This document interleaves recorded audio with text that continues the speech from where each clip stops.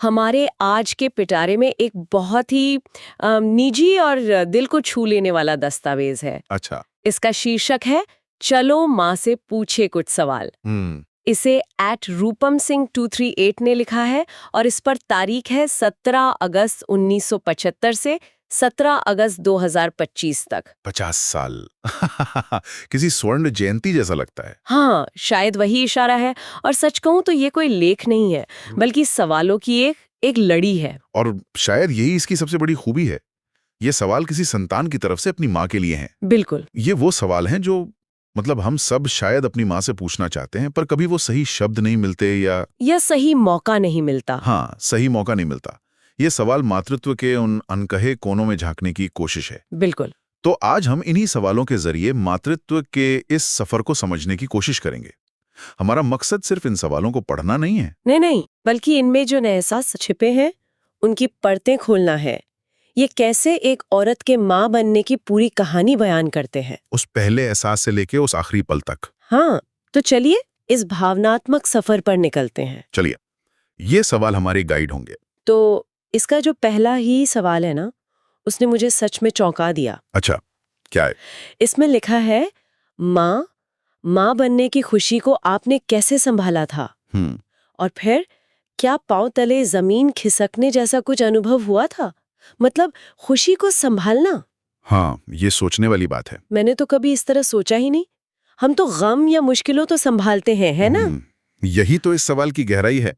आप भाषा का चुनाव देखिए, खुशी को संभालना। हाँ? ये बताता है कि वो खुशी कोई हल्की फुल्की मीठी सी भावना नहीं थी, वो एक तूफान की तरह थी। एक ऐसी जबरदस्त ताकत। बिल्कुल, कि उसे काबू में करना पड़ा, उसे संभालना पड़ा।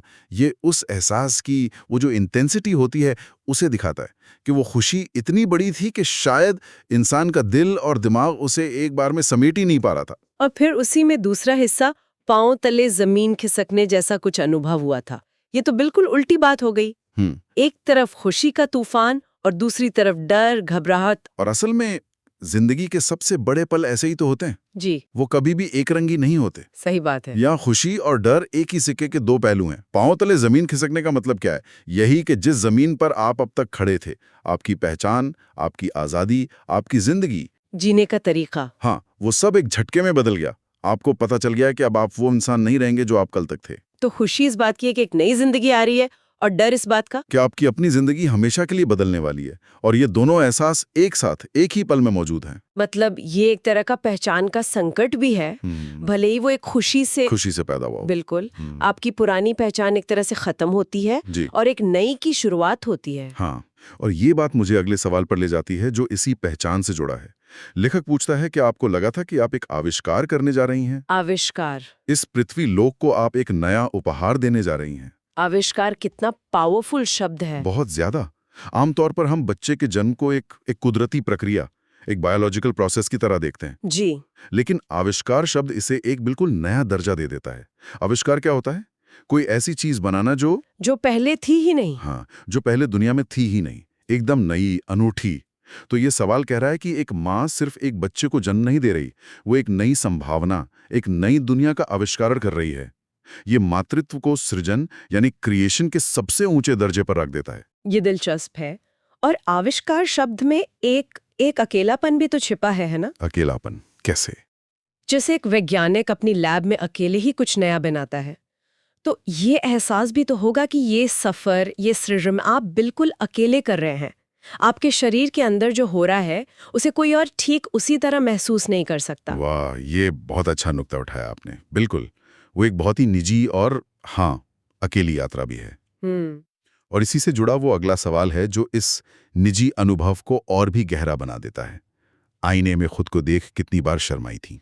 हाँ। और ये सिर्फ शर्म या संकोच नहीं है। नहीं, ये उससे कहीं ज्यादा है। ये अपने बदलते हुए शरीर के साथ एक नया रिश्ता बनाने जैसा है। सही कहा। वो आईना अब सिर्फ आपका चेहरा नहीं दिखा रहा, वो एक कहानी दिखा रहा है, एक बदलाव की।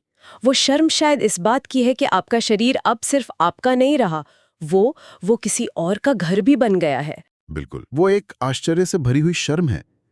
अपने ही शरीर की ताकत को देखकर हैरान होना कि वो क्या कुछ करने में सक्षम है। वो एक नया प्यार भी है अपने शरीर के लिए। और शायद थोड़ी घबराहट भी। हाँ, घबराहट भी। ये वो पल है जहां एक औरत अपनी आत्म छवि को, अपनी सेल्फ इमेज को नए सिरे से गढ़ती है। वो सिर्फ एक इंसान नहीं, बल्कि एक जीवन का स्रोत बन रही है। सही। तो पहले जमीन खिसकती है, फिर एक आविष्कारक की नई पहचान बनती है, और फिर आईने के सामने उस पहचान से मुलाकात होती है। ये तो एक पूरी मनोवैज्ञानिक यात्रा है। बिल्कुल। लेकिन ये यात्रा एक दिन की तो है नहीं, ये 9 महीने तक चलती है, और दस्तावेज का अगला हिस्सा इसी पर है। 9 महीनों का ये सफर कैसा था? क्या हर दिन कुछ नया होने जैसा अनुभव हुआ था? ये सवाल गर्भावस्था की असलियत को पकड़ता है। वो कोई मंजिल नहीं है, एक सफर है। हाँ, एक सफर। और ऐसा सफर जिसमें हर दिन नजारा बदलता है। हर दिन कुछ नया, इसका मतलब सिर्फ शारीरिक बदलाव नहीं है। नहीं, आज कुछ खाने का मन है, कल उसी की खुशबू से उल्टी आ रही है। आज आप ऊर्जा से भरे हैं, कल बिस्तर से उठने का मन नहीं। ये एक लगातार चलने वाला बदलाव है, एक रोलर कोस्टर की तरह। और इसी सफर में एक और गहरा एहसास है, इंतजार का। इंतजार। अगला सवाल है, क्या हमेशा किसी के आने का इंतजार रहता था, और जो अभी सामने थी भी नहीं, उसके स्वास्थ्य का हमेशा ध्यान रहता था? ये कितना अजीब है ना, किसी ऐसे से प्यार करना, उसकी चिंता करना जिसे आपने कभी देखा ही नहीं। मनोविज्ञान में इसे एब्स्ट्रैक्ट अटैचमेंट कहते हैं। आपका जुड़ाव किसी भौतिक चीज से नहीं, बल्कि एक विचार से, एक एहसास से हो जाता है। अच्छा। और ये मातृत्व के सबसे जादुई पहलुओं में से एक है। आप किसी ऐसे इंसान की हर जरूरत का ख्याल रखने लगते हैं जो अभी सिर्फ एक एहसास है, पेट में एक हलचल है। ये दिखाता है कि माँ का प्यार शर्तिया नहीं होता, वो तो बच्चे के दुनिया में आने से बहुत पहले ही शुरू हो जाता है। आपका ध्यान अपनी जरूरतों से हटकर उस आने वाले जीवन पर टिक जाता है। ये कुछ ऐसा है जैसे आप कोई किताब पढ़ रहे हो और उसके किसी किरदार से इतना जुड़ जाएं कि आप उसके बारे में सोचने लगें। सही मिसाल है। बस यहाँ फर्क ये है कि वो किरदार आपकी अपनी जिंदगी का हिस्सा बनने वाला है, और फिर वो इंतजार खत्म होता है। वो आखिरी पल। हाँ, वो आखिरी पल आता है। और यहाँ का सवाल शायद इस पूरे दस्तावेज का सबसे दिल भेदने वाला सवाल है। मैं समझ गया आपके सवाल की बात कर रहे हैं। अंततः आप उस क्षण को कैसे व्यक्त करेंगी जब असहनीय पीड़ा आपको असीम सुख दे गई होगी? ये तो दो बिल्कुल विपरीत चीजों को एक साथ रख रहा है, असहनीय पीड़ा और असीम सुख। ये कैसे मुमकिन है? ये मातृत्व का सबसे बड़ा विरोधाभास है, और शायद जिंदगी का भी। ये वो पल है जहां दर्द और आनंद एक दूसरे में घुल जाते हैं। हाँ, अगर वैज्ञानिक तौर पे देखें तो प्रसव के उस इंटेंस दर्द के दौरान शरीर ऑक्सीटोसिन और एंडोर्फिन जैसे हार्मोन छोड़ता है, जिन्हें लव हार्मोन और नेचुरल पेन किलर भी कहते हैं। तो ये आपको दर्द से लड़ने की ताकत भी देते हैं और एक जबरदस्त यूफोरिक मतलब परमानंद वाली भावना भी पैदा करते हैं। तो ये सिर्फ एक भावनात्मक बात नहीं है, इसके पीछे एक तरह का विज्ञान भी है। बिल्कुल। मुझे ये सुनकर एथलीट्स का ख्याल आ रहा है जो मैराथन दौड़ने के बाद रनर्स हाई महसूस करते हैं। बहुत अच्छी मिसाल है। शरीर टूटने की हद तक पहुंच जाता है और फिर अचानक एक असीम शांति और खुशी का एहसास होता है। बिल्कुल सही, ये वही चीज है, लेकिन उससे भी कहीं ज्यादा गहरी, क्योंकि यहाँ दर्द का नतीजा सिर्फ एक जीत या मेडल नहीं, बल्कि एक नई जिंदगी है। एक नई जिंदगी। और सवाल का ढांचा देखिए, सवाल ये नहीं है कि आपको कैसा महसूस हुआ, सवाल है आप उसे व्यक्त कैसे करेंगी। हाँ, ये बात तो है। लेखक को भी पता है कि ये अनुभव शब्दों की पकड़ से बाहर है। ये एक ऐसा पल है जो आपको तोड़कर एक नए रूप में जोड़ देता है। इसलिए ये अनुभव इतना परिवर्तनकारी है। उस पल में पीड़ा और सुख दुश्मन नहीं रहते, वो एक ही सिक्के के दो पहलू बन जाते हैं। हाँ, एक ही ट्रांसफॉर्मेटिव सिक्के के दो पहलू। और शायद इसीलिए इस पूरे सफर के आखिर में लेखक सबसे मुश्किल सवाल पूछता है, एक ऐसा सवाल जो सब कुछ समेटने की कोशिश करता है। माँ, बताइए ना, औरत से माँ बनने के पल को व्यक्त करने के लिए आप कौन सा शब्द चुनेंगी? ये एक तरह की चुनौती है ना, जैसे आपसे कोई कहे कि पूरी कायनात को एक शब्द में बयां करो। हाँ, सही कहा। ये सवाल दिखाता है कि लेखक समझता है कि ये अनुभव कितना बड़ा और अवर्णनीय है। इसका मकसद शायद सही जवाब ढूंढना है ही नहीं। तो फिर मकसद क्या है? मकसद है उस अनुभव को सम्मान देना, ये स्वीकार करना कि हमारी आम भाषा, हमारे रोजमर्रा के शब्द इस एहसास को बयां करने के लिए नाकाफी हैं, कम पड़ जाते हैं। ये सवाल एक माँ को मजबूर करता है कि वो अपने पूरे सफर को फिर से जिए, उसके हर पल को महसूस करे और फिर उसे अपना एक निजी शब्द दे। वो शब्द शायद किसी डिक्शनरी में ना हो, बिल्कुल ना हो, वो शायद सिर्फ एक आवाज हो, एक एहसास हो। वो शब्द सिर्फ उस माँ का होगा, उसके अपने अनुभव का सार। तो असल में वो शब्द खोजना ही वो पूरी यात्रा है। वाह, ये कमाल है। तो अगर हम इस पूरी चर्चा को समेटें तो ये दस्तावेज सिर्फ सवालों का एक गुच्छा नहीं है। नहीं, बिल्कुल नहीं। ये तो मातृत्व के सफर का एक पूरा भावनात्मक नक्शा है। बिल्कुल। ये हमें याद दिलाता है कि माँ बनना कोई एक दिन की घटना नहीं है। ये एक पूरा रूपांतरण है।